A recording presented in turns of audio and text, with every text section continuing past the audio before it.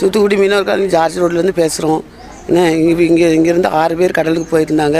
அதில் ஒருத்தங்க மட்டும் மீட்டு ஆஸ்பத்திரியில் வச்சுருக்காங்க. நாங்கள் திருவனந்தபுரம் ஆஸ்பத்திரியில் 5 பேர் வரல. அதில் பாரத்து, சூடு, அவங்க அப்பாவும் மகனும், தாயும், அப்புறம் கிளிங்ஸ்டன், ரவீந்திரன், ஜோசப், இப்படி 5 பேர் இன்னும் வரல. இப்போ எல்லாருமே எங்கள் சொந்தக்காரங்கள்லாம் எல்லாருமே அங்கே போயிருக்காங்க. திருவனந்தபுரம் பாடி ஒதுங்கி இருக்குன்னு சொன்னனால இப்போ ஒரு ஆள் மட்டும் ஜூடுங்கிறவங்க கன்ஃபார்மாக கிடச்சிருக்காதா சொல்கிறாங்க.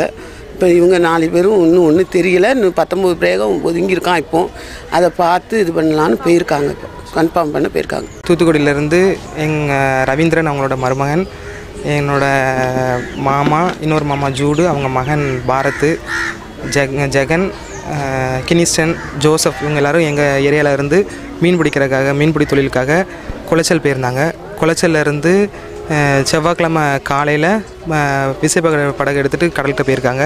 புதன்கிழமை புயலின் காரணமாக அந்த போட் கவிழ்ந்துட்டு அவங்க கடலில் தத்தளிச்சிட்டு இருக்கும்போது வியாழக்கிழமை மதியம் 2 மணிக்கு ஹெலிகாப்டர் மூலயமா ஜெகன், ஜான்சன், ஜார்ஜ் இவங்க 3 பேரை மட்டும் மீட்டிருக்காங்க.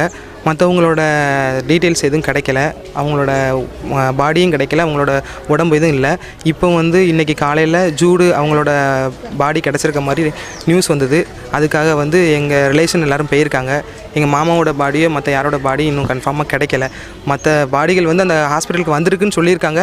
அதை பார்க்குறக்காக எங்கள் ரிலேஷன் எல்லோரும் போயிருக்காங்க. போய் செக் பண்ணுறதுக்காக போயிருக்காங்க. இன்னும் வரைக்கும் மற்றவங்களோட இது எதுவும் தெரியலை. ஜூடுங்கிறவங்க மட்டும் கன்ஃபார்ம் பண்ணியிருக்காங்க.